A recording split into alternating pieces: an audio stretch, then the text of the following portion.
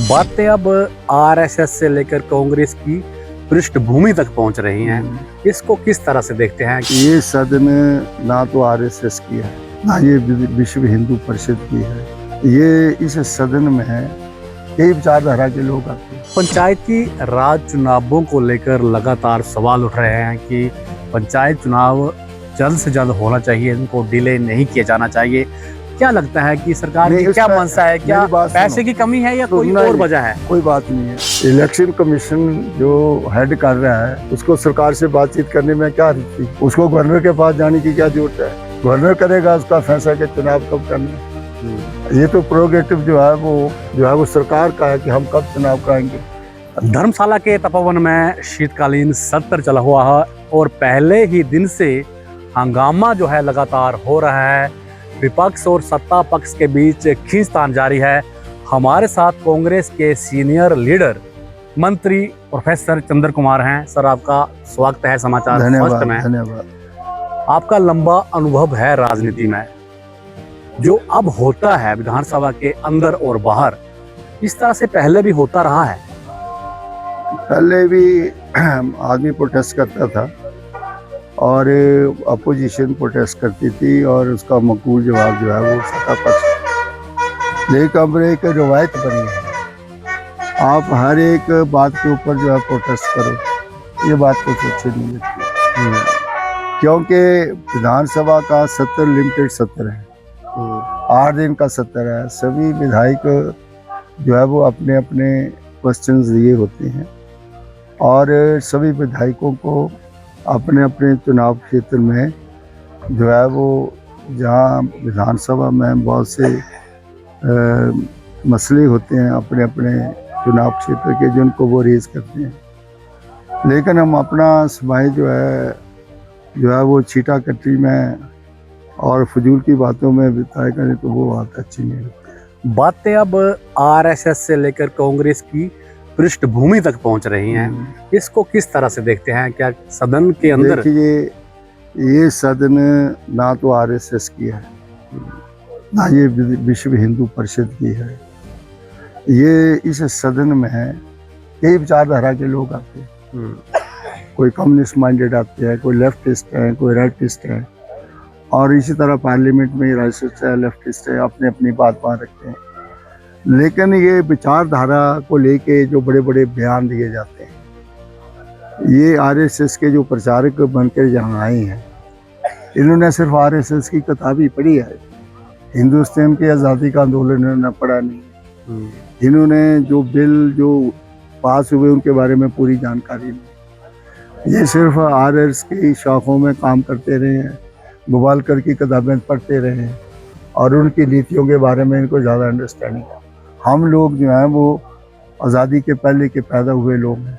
हमने अच्छे बुरे दिन देखे हैं, देश की आज़ादी भी हमने देखी है, सुनी है, पढ़ा है, हम पढ़े हैं इन चीज़ों के बारे में। हमने इस प्रकार का गुटका नहीं कोई आरएसएस का पढ़ा हुआ।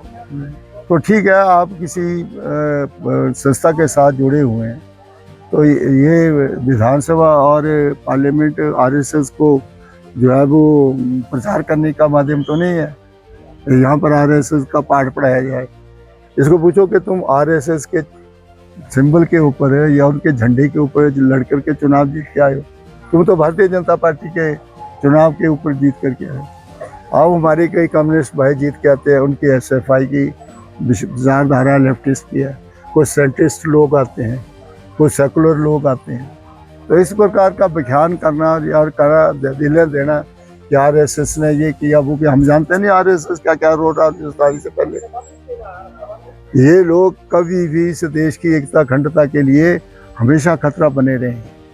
आप ये कहते हैं कि मैं यही कह रहा था, सबसे पहले 1930 में हिंदू जो उस वक्त हिंदू महासभा थी, उन्होंने 2 नेशन थ्योरी का बिल जो है वो पास किया था अपना, कि इस देश में जो है वो 2 नेशन थ्योरी चाहिए, मुसलमान और हिंदू का अलग अलग से। तो ये तो उसी शाखा के लोग हैं और उस वक्त तो मुस्लिम लीग ने कोई इस प्रकार का रेजोल्यूशन पास नहीं किया। मुस्लिम लीग को कांग्रेस के साथ जोड़ते हैं। कांग्रेस का और मुस्लिम लीग का क्या लेना देना उसमें? और आप बताओ उस वक्त के जीना साहब जो थे वो सबसे वरिष्ठ कांग्रेस के सदस्य थे और 1930 की पहला जो रेजोल्यूशन जो है वो बिहार में अपने बंगाल में वो बैठा तो उसमें उन्होंने कहा था हिंदुस्तान की एकता और अखंडता जो है वो हिंदू और मुसलमान दोनों को इकट्ठ से जो बनी रहेगी। हमारी लड़ाई तो अंग्रेज़ों के साथ है, इनकी लड़ाई तो हमेशा जो है वो मुसलमानों के साथ रही। सर, पंचायती राज चुनावों को लेकर लगातार सवाल उठ रहे हैं कि पंचायत चुनाव जल्द से जल्द होना चाहिए, इनको डिले नहीं किया जाना चाहिए। क्या लगता है कि सरकार की क्या मंशा है? क्या पैसे की कमी है या कोई और वजह है? कोई बात नहीं है। चुनाव जो हैं वो जो ड्यू है पंचायती के जनवरी में ड्यू है। इलेक्शन कमीशन जो हेड कर रहा है उसको सरकार से बातचीत करने में क्या हर्ज थी? उसको गवर्नर के पास जाने की क्या जरूरत है? गवर्नर करेगा उसका फैसला कि चुनाव कब करने हैं। ये तो प्रोगेटिव जो है वो सरकार का है कि हम कब चुनाव कराएंगे। हमने पहले डिसास्टर बिल जो पास किया इसी के इसको जो है वो जब तक हमारी सड़कें नहीं खुली जाती, जब गांव में जो है वो जहाँ पर लोगों का रिवैलिटेशन प्रोग्राम चला हुआ है, हमारी सारी मशीनरी वहाँ काम कर रही है और पीछे जो है वो नोटिफिकेशन जो है वो इलेक्शन कमीशन ने लगा दी, रोस्टर दे दिया। ये थोड़ा है कि जहाँ पर जो है वो बगैर सरकार को कॉन्फ्रेंस में लिए हुए आप जो है वो अपना जो है वो अलग से जो है वो काम शुरू कर दो। कम से कम कितने टीचर डिप्लॉय करने हैं, कितने जो है वो फंक्शनरी जो है वो इन चुनावों में काम करेंगे। अभी जो है वो लास्ट टाइम जो है वो स्नोफॉल जो है वो पहले 1 और 2 दिसंबर को प्रोबेबिलिटी कभी स्नोफॉल हो जाती है। हाई रीचेज में कैसे हमारी पार्टियां जो हैं वो चुनाव करने जा सकती हैं। तो ये लेकर के इस मसले को लेकर के ये कौन सा स्कोर जो है वो जीतना चाहती हैं, ये तो सरकार का प्रोगेटिव है, कब करवाए ना। कहीं जहाँ जाने की सरकारें बता दो दिया मुख्यमंत्री जी ने, जहाँ जाने के सरकारें 1.5-2 सालों से चुनाव ही नहीं हुए। गाय को लेकर बहुत सारी बातें निकल कर सामने आते हैं। गायें जो है सड़कों पर है और लंबे वक्त से ये जो मुद्दा है बहुत बड़ा मुद्दा है प्रदेश में। तो सर आज भी ये संकल्प लगा था, मैंने जवाब दे दिया। वास्तव में क्या स्थिति है प्रदेश में? स्थिति क्या है कि ये लोगों की मैनेज है, मैन क्रिएटेड मैनेज है। हमने इनको कहा कि आप जाओ पंचायतों में बातचीत करो, हम भी कैंप लगाने जा रहे हैं, हम देखना चाहते हैं कि टीकाकरण की फेलियर्स कितनी है या सोशल फेलियर्स कितनी है। इन्होंने तो कहीं कुछ कह देना, आपको कोई भी जो है वो भैंस का बच्चा सड़क के ऊपर ही मिलेगा, गाय या बैल ही मिलेगा।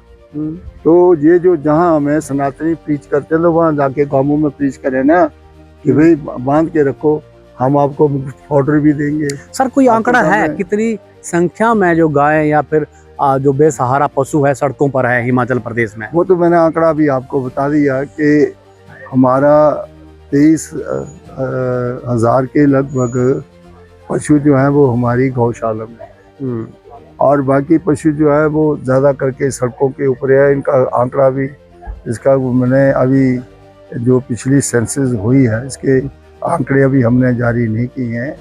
ये सेंसस जो हुई है उसमें बड़ी जल्दी इसके आंकड़े जो हैं वो भारत सरकार को हमने भेजे हैं और वो पब्लिश हो जाएंगे और उसमें हमें लग जाएगा पता स्क्रैप कैटल कितने हैं, दूध देने वाले जो है वो जानवर कितने हैं, गाय कितनी है, भैंसें कितनी हैं, बैल कितने हैं, उसका बड़ा कंपैरिजन। अंत में कांगड़ा सबसे बड़ा जिला है, राजनीति की जो दसों दिशा है यहीं से तय होती है।